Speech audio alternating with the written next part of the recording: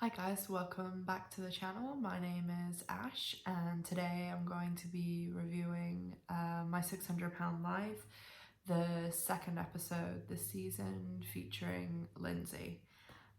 So last week we had the two brothers, Lonnie and John, and their story. I really enjoyed the episode.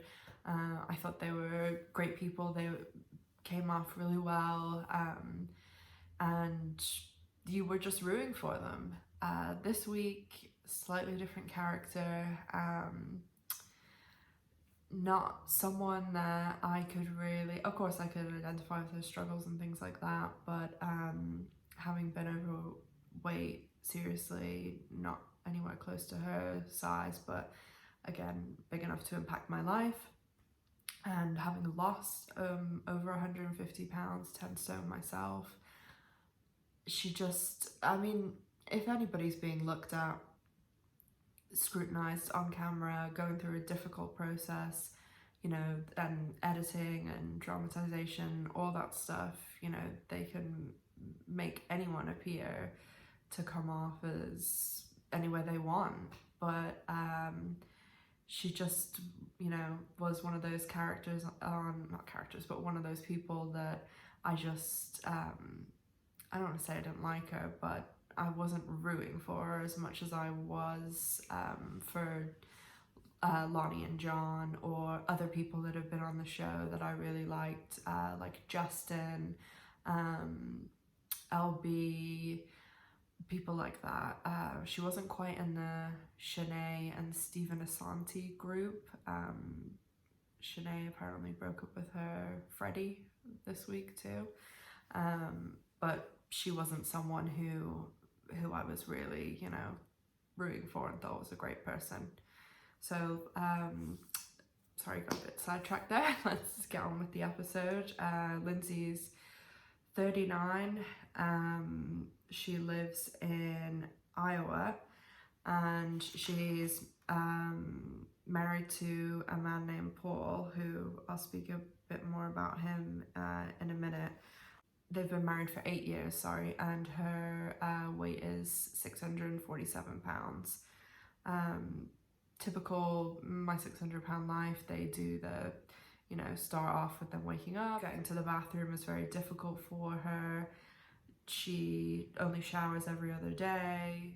So again, following my 600-pound life pattern, she then talks about her childhood, and it's a lot of the time people are on the show, they have something very either traumatic that's happened to them, lots of people who've been abused as children, a lot of people who are sexually assaulted when they're teenagers. Lindsey kind of describes what happens to at least half the people in America and the UK, Europe, that when they're kids, that their parents get divorced. She talks about her dad got remarried pretty much straight away after her mum and dad divorced, and she then skips up to age 18 and she's working in fast food. Her dad steals her truck, which, yes, is terrible, and, you know, was probably a very big deal at the time, but it's certainly not life-ruining sort of thing. Then she talks about moving in with her dad and his third wife, and she was had her first boyfriend. This is when she's in about her mid-20s, and he was very abusive, and she doesn't say the word feeder, but she said he was constantly trying to get her to eat more, to get bigger, and he became quite abusive and violent towards her. She said he was put in jail, and then she kind of said she'd had enough of this and moved back to Iowa at this stage. And when she moved back to Iowa, she kind of fell back into her old pattern. She got her fast food job back again, put on more weight, and at that time she decided to get the gastric sleeve, which is interesting that, you know, obviously now that's the goal of the show, is to get weight loss surgery. So she's She had the gastric sleeve in her mid-20s, and she said that she lost about 200 pounds and got down to about the low 300s. That's still pretty heavy. She never got past that point, but she did get a bit more confidence when she lost this weight. So due to losing over 200 pounds, Lindsey gets some more confidence, and she puts herself on a dating site, which is how she meets her husband, Paul. At this stage, she reveals that Paul actually has an addiction himself, and he is an alcoholic. So interesting dynamic with two addicts living in the same household.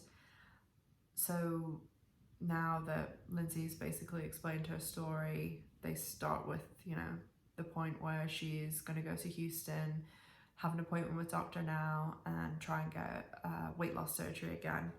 So the day that they're driving to Iowa, it's going to take 16 hours. So she's aiming to do it over 2 days. Paul, her husband, is going with her.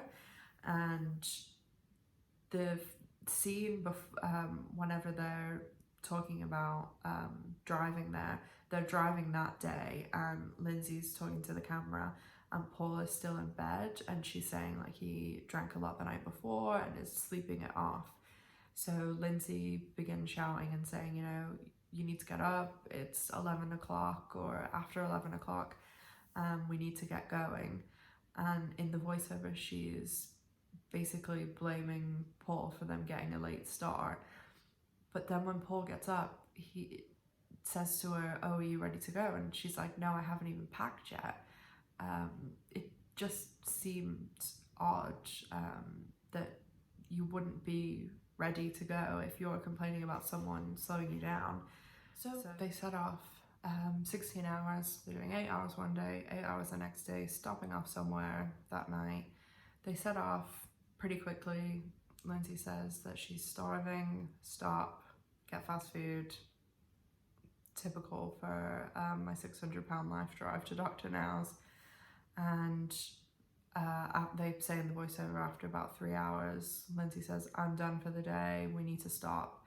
They pull off, get fast food again, take it to the hotel, and Lindsey is just, some of the things that she says, like when they're pulling off and going to get the fast food, she says there's nothing like rewarding yourself after pushing yourself hard. It's like, you've sat in a car for 3 hours. Like, I wouldn't describe that as pushing myself hard. And I mean, even just walking to the hotel room, like obviously she's in a lot of pain, she's very heavy, but it's just ramped up so much, like so much whining, just like literally huffing and puffing. The husband goes in with her and brings the bags, then he runs out to the car again to park it and things, and he comes back and they're sitting eating the fast food in the room, and just that like so stereotypical, someone who's very overweight, she's eating this burger and like the sauce is all over her face and just completely whining the whole time. So they do the rest of the trip. It takes them 3 days, and as they're setting off the third day, they've got 6 hours of journey time left, and the appointment's in 7 hours. So nothing like cutting it fine, especially when you're going to see someone like Dr. Now, who, his time is very precious. He's one of the best bariatric surgeons in the world. So they get to Dr. Now's. She weighs in 647 pounds. Dr. Now speaks to her about her previous gastric sleeve and how she obviously didn't even get to her goal weight, so she couldn't have stuck with the program and the diet for a particularly long period of time after she had the surgery. And Dr. Now says, well, even to begin with, we might not be able to do the surgery because there could be, scar tissue or anything else preventing him from doing another weight loss surgery. So he says, if we get to the stage where you're approved, you're going to have an endoscopy. And he also says to her, like, you seriously need to make some changes because 95% of people who have a second surgery don't keep the weight off. So she, says she's on board, everything like that. So Dr. Now sets her the goal of saying you need to lose 70 pounds in 2 months, gives her the 1200 calorie a day diet, tells her if she needs anything, give her a call, and if she does lose the 70 pounds and comes back in 2 months, then she will need to move to Houston, like it's always the requirement. So she goes back with the husband, Paul, and obviously the husband, yes, has his own demons and things, but he does genuinely seem like a nice guy and really does love her. Like he says some really sweet lines. He seems really caring, and she is at best indifferent towards him. Like she is very, very critical of him and blames him for a lot of things that, like, about them being late. She says in the voiceover, like, oh, maybe I could have lasted more than 3 hours if Paul had gotten up in time. And it's also your fault as well. Like, if you were packed and prepared, then maybe if you did that the night before, you wouldn't have stood up and have to be packing and things like that, and you also wouldn't have wasted time doing that. So I mean, it just seems like a blame game with her, because she also blames a lot of other people, and never seems to take any fault herself, which is not uncommon in situations like this. So Paul basically, says to her, I'm gonna start saying no. Like, I'm not gonna be just getting you your snacks like this. And he's doing the diet with her. Like, they show a scene of them both sitting down and having a salad, and he kind of says to her, how is it? Are you liking it? And she's like, oh, well, it's not a cheeseburger. No shit, Lindsey. Like, hello. Do you think that if I have a protein shake and someone else at work is having, pizza or a cheeseburger or anything else that I like, that I'm sitting there thinking, oh, the salad tastes just the same? Come on. So Paul obviously is trying to be encouraging and nice to her, and she's lying in the bed talking about hunger pains, which you do not have hunger pains. Like, you are 650 pounds. You do not have hunger pains. You may be hungry, but they're not hunger pains.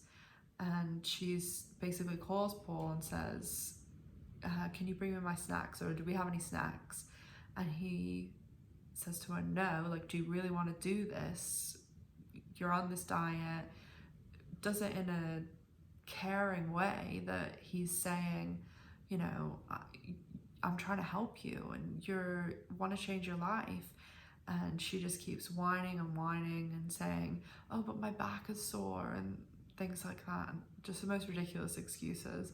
And so Paul goes and gets it and kind of like throws the snacks on the bed and is like, these are killing you and this is what you want. Like, it's ridiculous. And when he goes out, he's like, bring me my snacks, and like imitating her. It's quite funny, but also not funny because she's being ridiculous and wasting this opportunity. So no surprise, she goes back to Dr. Now, and she hasn't lost 70 pounds. She hasn't lost anywhere close to that. She's lost 28 pounds in 2 months, which when you're 650 pounds, that ain't anything. Dr. Now basically says, what's your excuse this time? Are you gonna lie to me? And she says, oh, I didn't do 400 calories 3 times a day. I did 600 calories 2 times a day. Dr. Now, in a nice way, puts out his classic line of, Well, the scale doesn't lie. He leaves off the people do part for her, but yeah, she's just full of crap basically. And her mum is with her this time, not Paul, so the mum just kind of doesn't say anything. Dr. Now reinforces to her, you need to lose the weight. If you don't, there's nothing I can do for you, and you need to be more serious about what's happening. Dr. Now then says one of his other great lines of, Lindsey just wants someone to do all this work for her, and it just doesn't happen that way. You have to do the work yourself. So she does a classic thing that all the people on this show who basically do exactly what Dr. Now just said. They want to lose the weight, but not enough to try or actually do anything. So they try and think of something else that can possibly try and cover for their lack of commitment and lack of doing anything. They think, oh, I know what will show Dr. Now I'm committed. I'll move to Houston, even though he told me not to move to Houston until I've been accepted for weight loss surgery and I've lost the weight. James King, Asante, Shanae, all those classic waste of space people that are on this show, and people who aren't serious about actually losing the weight, they all do this. They all move to Houston before they even need to, and then use that as basically fodder to show Dr. Now, look how serious I am, I moved to Houston. They don't understand that what would show Dr. Now that you care, that you want to save your life, that you're working hard. Losing the weight would show that, not moving to Houston. Anyone can move to Houston, especially when you have a camera crew following you and you have a bunch of enablers around you. It's easy. What's not easy is sticking to the 1,200 calorie a day diet and losing 70 pounds in 2 months.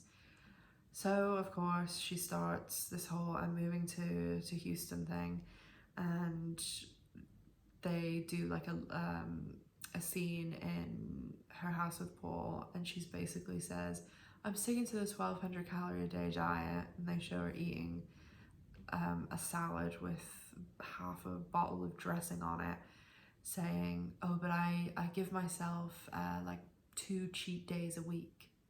2 cheat days a week is basically a third of the week. So what you're doing is completely useless.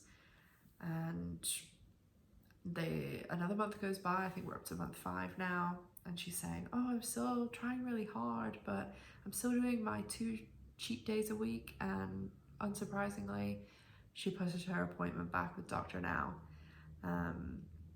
So she goes to eventually in month 6 her appointment with Dr. Now, and at this stage she's renting a room in Houston from a lady who seems, I don't know where she picks up all these people. She seems to have some great friends and a great husband. Okay, he has his issues, but she this roommate that she has had weight loss surgery herself and is helping her loads. So she hasn't lived there this long at that stage, so the lady hasn't been doing a lot with her, but she does go to the appointment with her. And unsurprisingly, with all her cheat days and her half a bottle of dressing per salad, she has only lost 19 pounds. So even this is at 6 months at this stage, she still hasn't lost 70 pounds across all that time. She's lost 48, which, again, when you're 650 pounds, it's nothing. Dr. Now gives her one last chance and basically says, don't come back until you've lost the weight. But for every month you're away, you need to lose 35 pounds.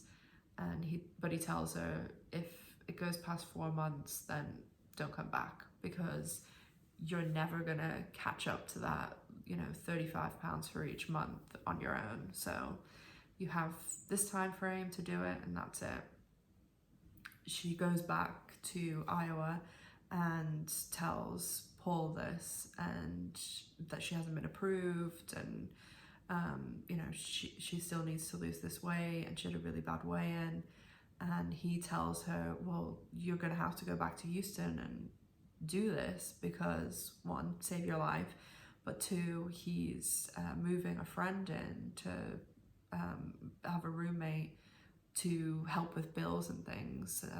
Obviously the roommate will be paying him rent.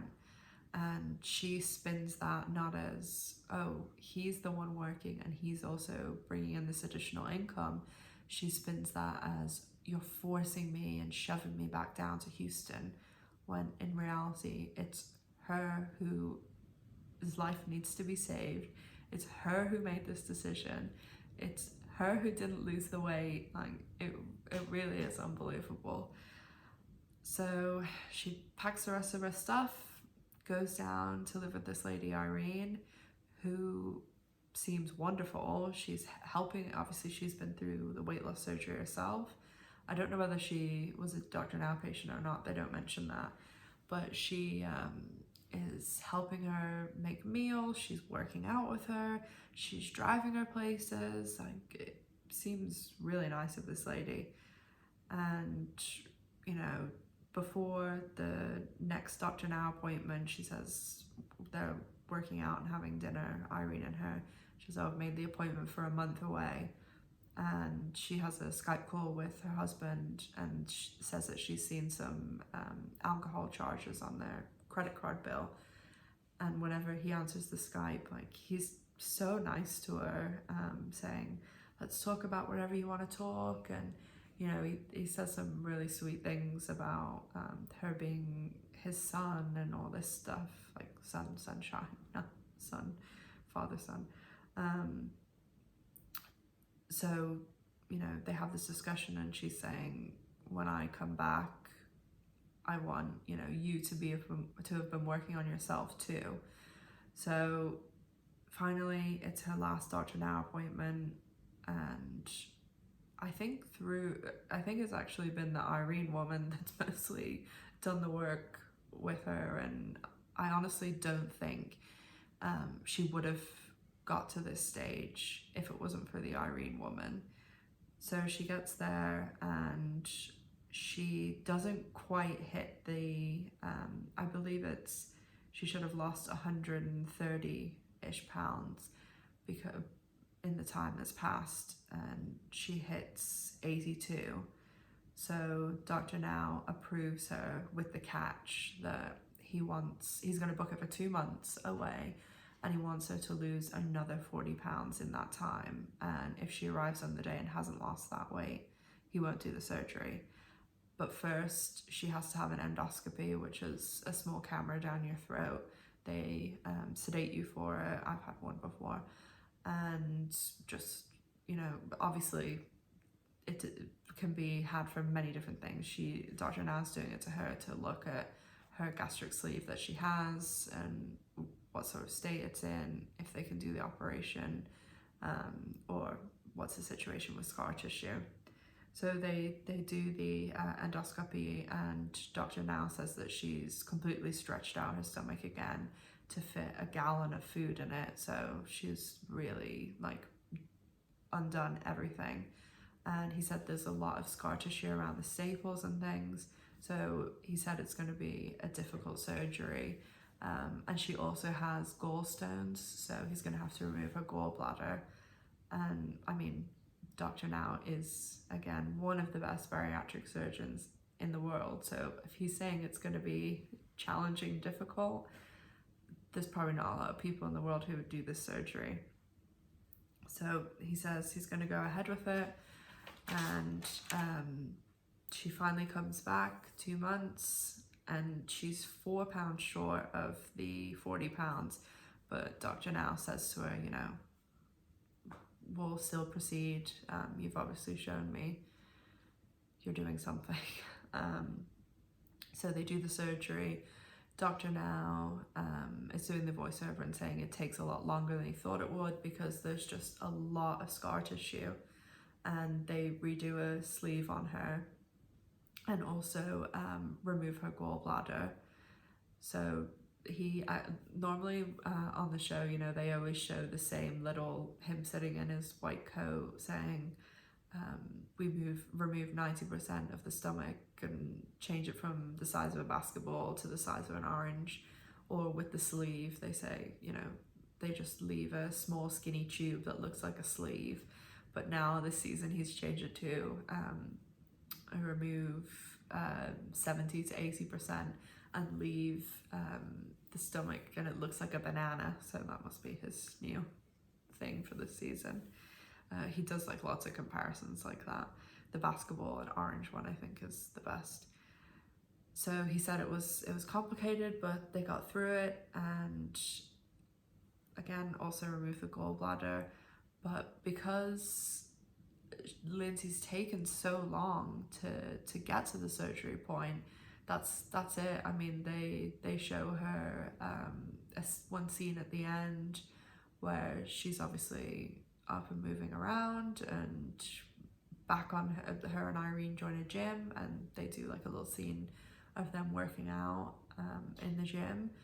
But I guess we'll have to wait for her Where Are They Now episode to see any more. I always think it's interesting to see the difference of, obviously a lot can happen in a year, but how you can get people like Lonnie and John last week, who pretty much from day one started losing weight, and in a year, you know, they had lost, I think they'd lost, if not 300, very close to 300 pounds in a year, and we're at such a different point by month 12 and by the end of the show. Like, they were going into regular stores and buying regular clothes, and then you have someone like Lindsey who has had the same amount of time, and obviously people have differences going on in their lives and, you know, a million other factors affecting them, but she had just recovered from her surgery basically at the end of the year, and it was because she was going back and forth so much. Like, one minute she's in Iowa saying she's moving back and not doing it, then she's back in Houston. She took nearly 6 months to lose 50 pounds, and between the cheat days and her, you know, saying hunger pains and rewarding herself for being in a car for 3 hours, it just didn't seem like she had it in her head that she was doing this, she was losing weight. Lonnie and John just seemed to work a lot harder, and you know, with her, she never hit the goal. I don't think, no, ever, she never hit it. She was always way under, and, you know, Dr. Now was giving her a last chance, or even when she had to hit the 40 pounds, it's always slightly under, whereas Lonnie and John were meeting them or even exceeding the goals. So two very, very different episodes with very, very different people. Obviously sometimes when it's someone, I didn't dislike her, but she just, maybe I just liked her a little bit, but those people always kind of, you know, are the forgettable episodes for me. Unless there's someone like, again, I mentioned Shanae, Stephen Asante, I think the other, Penny is one of the other women, James King, these people that they are just so unbelievable and obnoxious and rude and nuts that they're entertaining. And the other side of that is you have people like Lonnie and John, the redheaded Justin, LB, you know, the people that you're really rooting for. And then you have these kind of people in the middle. Like last season, there was Janine with the circle smoke stained glasses, who she reminded me a bit of this Lindsey. Like, nothing was her fault. It was the world's fault and everyone else's. So, I mean, it wasn't one of my favorite episodes ever, but I definitely preferred the first episode. Wouldn't be rushing to watch the What Happens Now episode, but if I had to put my money on it, I mean, this is obviously her last chance. Like, she got a second gastric sleeve. Like, there's nowhere else to go after that. I cannot imagine her being one of the success stories of Doctor Now. I'd be very surprised if by the end of her next episode, if she still was losing weight. But overall, definitely prefer My 600-Pound Life to the Slayton Sisters. I mean, maybe it's just because the Slayton Sisters were still in the very, very beginning. They've only had their, meet and greet episode with the doctor. Next week, it looks like the weight loss is really gonna at least try and get started. So next week I will be back with Slayton Sisters review episode 3, My 600-Pound Life episode 3.